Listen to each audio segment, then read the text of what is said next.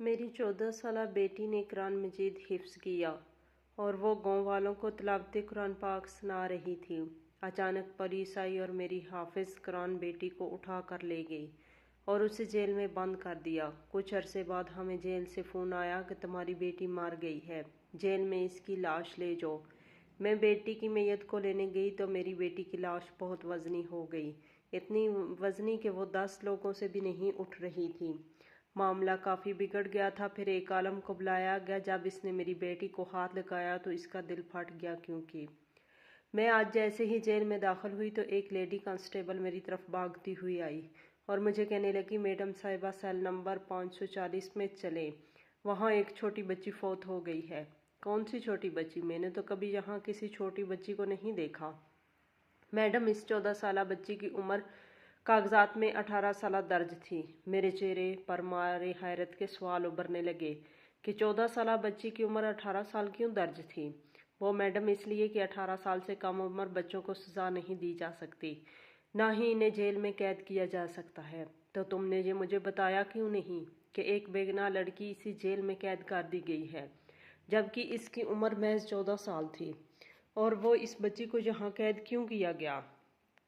جی وہ تو میں نہیں بتا سکتی، ورنہ میری نوکری چلی جائے گی۔ میں نے کہا، مجھے بتاؤ۔ میں نے غصے سے کانسٹیبل ریحانہ سے پوچھا تو وہ نظریں جھکا کر میرے کمرے سے ہی چلی گئی، گویا وہ مجھے اس بچی کا جرم نہیں بتانا چاہتی تھی۔ مجھے بہت غصہ آ رہا تھا۔ یہ سچ بات ہے کہ میں اپنے پیشے کے ساتھ بہت ایماندار تھی، بھلے میری نوکری چلی جائے، لیکن میں کسی کا حق مارنا بہت بڑا گناہ سمجھتی تھی۔ میں آج بھی ایسا ہی سمجھ رہی تھی کہ مجھے اس بچی کے ساتھ انصاف کرنا ہوگا۔ تھوڑی دیر کے بعد ریحانہ گھبرائی ہوئی میرے آفس میں دوبارہ داخل ہوئی اور بولی، میڈم جی وہ بچی دم توڑ چکی ہے، لیکن اب مسئلہ یہ ہے کہ ہم اسے وہاں سے نکال بھی نہیں سکتے۔ ریحانہ کی دوسری بات سن کر میں الجھ گئی۔ میں اپنی سیٹ سے اٹھی اور سیل نمبر 540 کی طرف جانے لگی۔ مجھے 15 منٹ لگے تھے۔ یہ جیل بہت لمبی تھی۔ کمرہ نمبر 540 میں پہنچی تو مجھے کسی کے رونے کی آواز آئی۔ میں نے دیکھا کہ اس کے آس پاس والے کمروں سے رونے کی آوازیں آ رہی تھیں۔ میں نے سوچا کہ وہاں جانے سے پہلے ان رونے والوں کا حال پوچھ لوں۔ میں نے دیکھا کہ وہ عورتیں جن کی عمریں 30-35 سال تھیں، وہ ایسے رو رہی تھیں جیسے ان کا کوئی اپنا بچھڑ گیا ہو۔ میں ان سے پوچھنے لگی کہ کیا ہوا، تم لوگ رو کیوں رہے ہو؟ وہ سب کہنے لگی کہ ہم اس حافظہ لڑکی مانور کے جانے پر رو رہے ہیں۔ میں نے پوچھا، کیوں، تمہاری رشتہ دار تھی؟ کہا، نہیں میڈم جی، وہ ہماری کچھ نہیں لگتی تھی، مگر وہ تلاوت کیا کرتی تھی، روز رات کے 10 بجے سونے سے پہلے بھی اور صبح اٹھ کر بھی۔ ہمیں تو پچھلے 6 مہینوں سے اس کی عادت ہو گئی تھی۔ کیا وہ پچھلے 6 مہینوں سے یہاں قید تھی؟ میں نے ان عورتوں سے ہی سوال کر لیا۔ جی ہاں، پچھلے 6 مہینے سے وہ اسی جیل میں قید تھی۔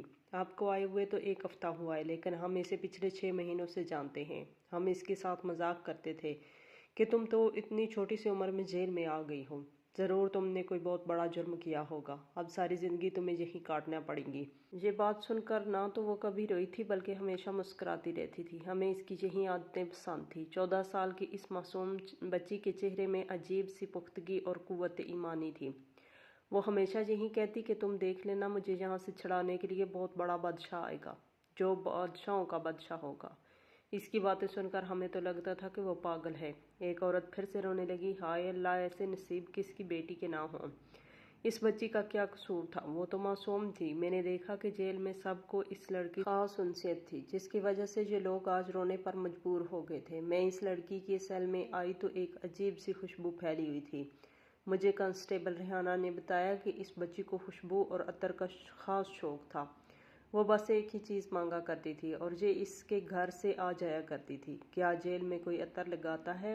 یہ تو بڑی ہی عجیب بات ہے، میں نے ریحانہ سے کہا تو اس نے کہا ہاں، مگر وہ ابھی سچ بولنے کو تیار نہیں تھی۔ پھر میں نے دھیرے سے آگے بڑھ کر اس کے جسم کو ہلایا۔ وہ ٹھنڈا ہو چکا تھا اور جسم اکڑ چکا تھا۔ میں اسے الٹ پلٹ کر دیکھتی رہی، مگر اب کچھ نہیں ہو سکتا تھا، کیونکہ اس کی روح واقعی اس دنیا سے پرواز کر چکی تھی۔ وہ دیکھنے میں بہت معصوم معلوم ہوتی تھی۔ اس کے چہرے پر نور بھی بہت تھا اور اس کے ہاتھ میں ایک پرچی تھی جو اس نے اپنی مٹھی میں زور سے دبا رکھی تھی۔ میں نے بڑی مشکل سے اس اکڑے ہوئے وجود کو کھولا اور وہ پرچی نکالنے میں کامیاب ہو گئی۔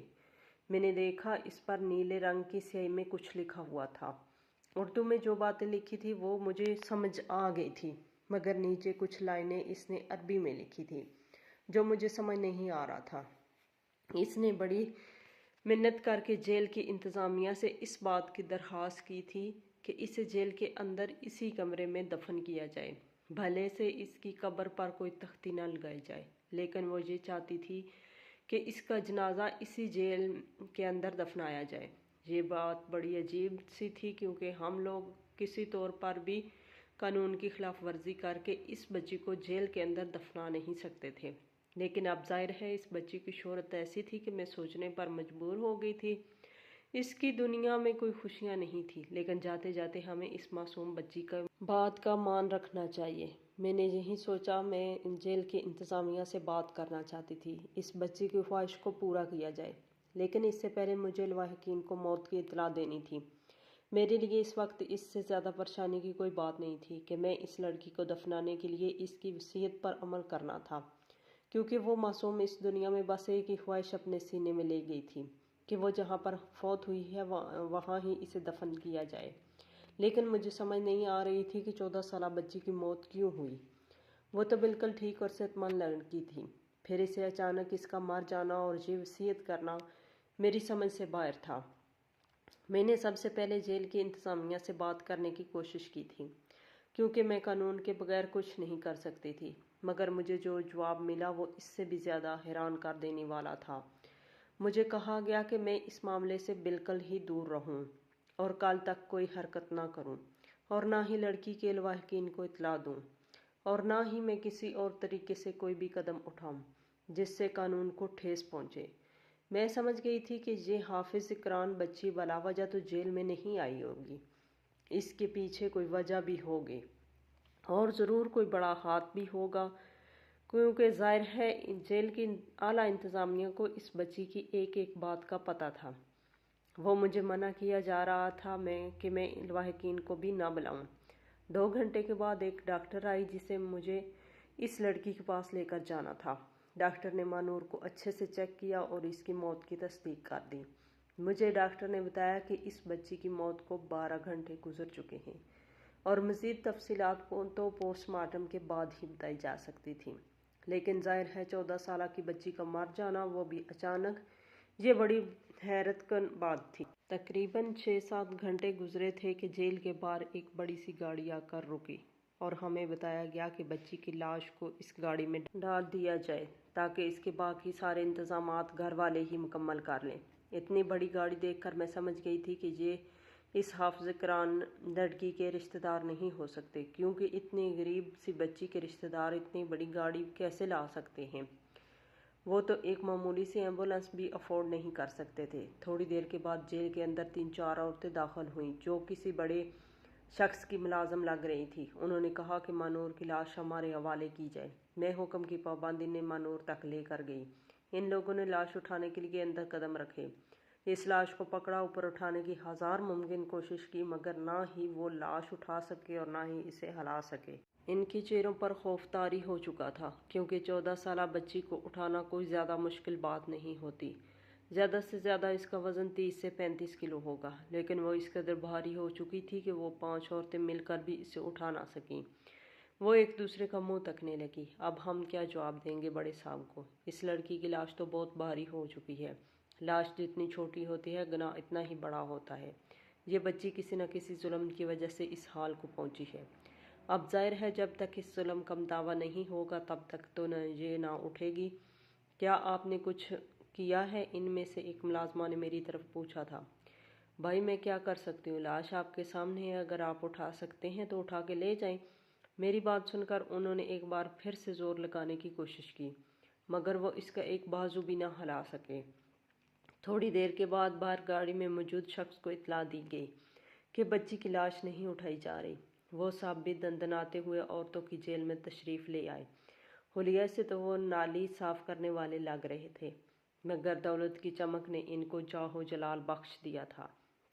انہوں نے مجھ سے سختی سے بات کی اور کہا یہ سب ڈرامے چھوڑ کر میں لاش ان کے حوالے کر دوں، ورنہ میری نوکری بھی جا سکتی ہے۔ میں نے کہا کہ میں اس بات پر کوئی پابندی نہیں لگا رہی، آپ چاہیں تو اپنے 10-15 اور لوگوں کو بلا لیں۔ وہ لاش نہیں اٹھا پا رہے تو اس میں میرا کیا قصور ہے؟ وہ حیرت سے پھٹی پھٹی آنکھوں کے ساتھ مجھے دیکھنے لگا۔ پھر اندر جا کر دیکھا تو لاش چوں کی تو پڑی تھی، نہ ہی اسے اٹھایا جا سکتا تھا اور نہ ہی باہر لے جایا سکتا تھا۔ بچی کے چہرے پر عجیب سی مسکراہٹ تھی جو ان سب کے ذہنوں پر لرزہ طاری کر رہی تھی۔ میں بھی کافی حیران ہو رہی تھی کہ یہ لوگ بھی سوچ میں پڑ گئے۔ پھر میں نے ان کو وہ پرچی نکال کر دکھائی۔ میں نے کہا بچی کی وصیت ہے کہ اسے اسی کمرے میں دفن کیا جائے، اور شاید اسی وصیت کی وجہ سے اس کے جنازے کو آپ ہلا بھی نہیں پا رہے۔ یہ حافظ قرآن بچی تھی، اس پر اللہ کا کرم ہوگا، اسی وجہ سے تو سب ہو رہا ہے۔ میری بات سن کر وہ لوگ مرعوب نظر آ رہے تھے۔ ظاہر ہے میری بات ماننے کے علاوہ ان کے پاس اور کوئی چارہ بھی نہیں تھا۔ وہ آدمی کہنے لگا اگر ہم اسے یہیں دفنا دیتے ہیں تو کسی کو پتہ تو نہیں چلے گا کہ وہ اس بارے میں کہ میں اس سے کچھ نہیں کہہ سکتی۔ میں نے انہیں سیدھا سیدھا جواب دے دیا، چلیں پھر یہ معاملہ ہم آپ پر چھوڑتے ہیں، ہم آپ کو پابند نہیں کریں گے، آپ جو چاہیں اس لاش کے ساتھ کریں، لیکن اگر ہمارا نام کہیں بھی آیا تو اچھا نہیں ہوگا۔ میں نے بس ایک ہی بار ہاں میں سر ہلا دیا۔ مجھے پتا تھا کہ اب مجھے کیا کرنا ہے۔ میں نے جیل کی انتظامیہ کو بھی اس بارے میں مزید تفصیلات نہیں فراہم کی۔ میں نے کنسٹیبل سے پوچھا کہ یہاں قریبی جامع مسجد کون سی ہے۔ وہ تقریباً 12 کلومیٹر دور تھی، مگر اتنی بھی دور نہیں تھی کہ وہاں پہنچا نہ جا سکے۔ میں اپنی گاڑی میں وہاں پہنچ گئی۔ سننے میں آیا تھا کہ اس مسجد کے امام صاحب بہت بڑے عالم تھے اور مجھے کسی بڑے عالم کی ضرورت تھی۔ خیر زور کا وقت تھا، مولوی صاحب اپنی نماز سے فارغ ہو کر ذکر میں مصروف تھے۔ میں ان کے پاس جا پہنچی۔ میرا حلیہ دیکھ کر وہ گھبرا گئے کہ شاید میں ان پر کوئی کیس کرنے آئی ہوں۔ میں نے بتا دیا کہ میں یہاں ایک بچی کے معاملے میں کوئی بات کرنا چاہتی ہوں۔ انہوں نے مجھ سے تفصیلات پوچھی۔ میں نے وہ پرچی بھی دکھا دی تو کہنے لگے کہ بیٹی اس کے لیے تو مجھے تمہارے ساتھ جانا پڑے گا، دیکھنا پڑے گا کہ وہاں پر کیا ماحول ہے، اور بچی کے حافظ قرآن ہونے کا بھی کوئی ثبوت ہے تمہارے پاس، یا پھر تم سنی سنائی بات کہہ رہی ہو؟ نہیں علامہ صاحب، میں نے جو کچھ اپنی آنکھوں سے دیکھا ہے میں وہی آپ کو بتا رہی ہوں۔ آپ خود چل کر بھی اس کی لاش کو اٹھا سکتے ہیں۔ مجھے تو اس کے لواحقین کے بارے میں بھی مکمل معلومات بھی نہیں ہیں۔ میری 1 ہفتہ پہلے ہی یہاں پوسٹنگ ہوئی ہے، مجھے زیادہ معلومات کا نہیں پتہ۔ آپ میرے ساتھ چلیں گے تو میری رہنمائی ہو جائے گی۔ میری بات سن کر انہوں نے حامی بھر لی اور وہ میرے ساتھ جیل میں آ گئے۔ میں نے دیکھا کہ وہ اس بچی کو دیکھ کر خود بھی بہت زیادہ پریشان ہو گئے تھے۔ ان کے چہرے پر فکر اور سوچ کے آثار تھے۔ مجھ سے پرچی لے کر دوبارہ پڑھنے لگے۔ عربی میں لکھی زبان ان کی سمجھ میں تو آتی تھی، ظاہر ہے میں عربی نہیں سمجھ سکتی تھی، مگر اردو سمجھ گئی تھی۔ انہوں نے کہا کہ بیٹی اس لڑکی نے اپنی قبر بنانے کے لیے یہاں نہیں کہا، اصل میں بات کچھ اور ہے۔ اب تم مجھے 3 یا 4 مزدور بلوا کر دو، پھر میں تمہیں اس بات کی ساری حکمت سمجھاؤں گا۔ میں ریحانہ کو لے کر اس کے کمرے سے آ گئی۔ میں نے آس پاس سے 2-4 مزدور بلوا لیے۔ مزدوروں کے آتے ہی علامہ صاحب نے انہیں حکم دیا کہ آس پاس کی زمین کو کھودنا شروع کرو۔ میں نے کہا کہ اس بچی کا کیا ہوگا جس کا جنازہ کمرے کے عین وسط میں پڑا ہے؟ اگر اسی طرح سے مٹی کھودنا شروع کی تو یوں تو لاش مٹی میں دب جائے گی۔ یہ سن کر علامہ صاحب مسکرائے اور بولے، بیٹی اب تم لاش کو اٹھا کر دیکھو، انشاءاللہ یہ اٹھ جائے گی، اسے اٹھا کر باہر لے جاؤ۔ ان کے کہتے ہی بچی کو ہلا کر دیکھا تو وہ سوکھے پتے کی طرح بے وزن لگ رہی تھی۔ میں حیرت کے ساتھ پھٹی پھٹی آنکھوں سے دیکھنے لگی۔ ایسا کیسے ہو سکتا ہے؟ آدھا گھنٹہ پہلے یہ کسی وزنی پتھر کی طرح تھی، ہل بھی نہیں رہی تھی۔ ہاں بیٹی ایسا ہی تھا، کیونکہ تمہیں اس کی پوری وصیت سمجھ میں نہیں آئی تھی، لیکن مجھے سمجھ آ چکی ہے۔ چلو شاباش، اسے اٹھا کر باہر لے جاؤ۔ میں نے بچی کو خود ہی اٹھا لیا تھا، وہ زیادہ بھاری نہیں لگ رہی تھی۔ میں نے اسے ریحانہ کے حوالے کر دیا اور کہا کہ اس کی کفن دفن کا بندوبست کرو، جب تک علامہ صاحب نے اس کمرے کی کھدائی شروع کروا دی۔ میں نے لڑکی کے لواحقین کو بھی اطلاع کر دی تھی، کیونکہ نہ ہی میں اس زمیندار سے ڈرتی تھی اور نہ ہی مجھے اپنی نوکری جانے کا خطرہ تھا۔ جو کچھ میں اپنی آنکھوں سے دیکھ چکی تھی، اس کے بعد میرے اللہ پر ایمان مزید مضبوط ہو چکا تھا۔ چند ہی لمحے گزرے تھے کہ بچی کی کفن دفن کی تیاریاں شروع ہو چکی تھیں۔ میں ابھی تک اسی سوچ میں گم تھی کہ آخر اس بچی کو اس جیل میں کیوں بند کیا گیا تھا۔ میں نے اس کے لواحقین سے ملنے کا فیصلہ کیا۔ کمرے کی کھدائی جاری تھی۔ کچھ دیر بعد اس کے غریب ماں باپ میرے سامنے تھے۔ میں نے ان کی بیٹی کی موت کی اطلاع دی تو وہ پھٹی پھٹی آنکھوں سے مجھے دیکھنے لگی۔ میری بچی کی عمر ہی کیا تھی؟ ان ظالموں نے اسے یہاں بند کیا ہوا تھا۔ بی بی جی، اللہ انصاف کرنے والا ہے۔ ویسے تو میری بچی کے دل میں بچپن سے ہی سوراخ تھا۔ ڈاکٹر نے کہا تھا کہ وہ زیادہ عرصہ زندہ نہیں رہ سکے گی، اچانک کسی دن اس کی موت ہو جائے گی، لیکن ان ظالموں نے تو اسے پہلے ہی مار دیا۔ آپ مجھے بتا سکتے ہیں کہ آپ کی بچی اتنی کم عمری میں جیل میں کیوں بند تھی؟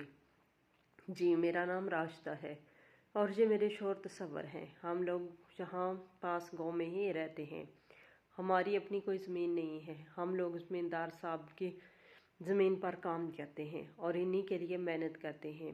میری یہ چھوٹی بچی جس کا نام مانور ہے، اسے میں نے قرآن پاک حفظ کروایا تھا۔ اپنے بچوں کو ہم دنیاوی تعلیم تو دے نہیں سکتے تھے کیونکہ زمیندار صاحب نے ہمیں ایسا کرنے سے منع کر رکھا ہے۔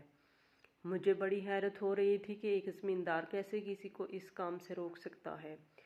میری بچی نے قرآن پاک اتنے اچھے سے حفظ کیا تھا کہ بڑے بڑے علماء بھی حیران رہ گئے تھے۔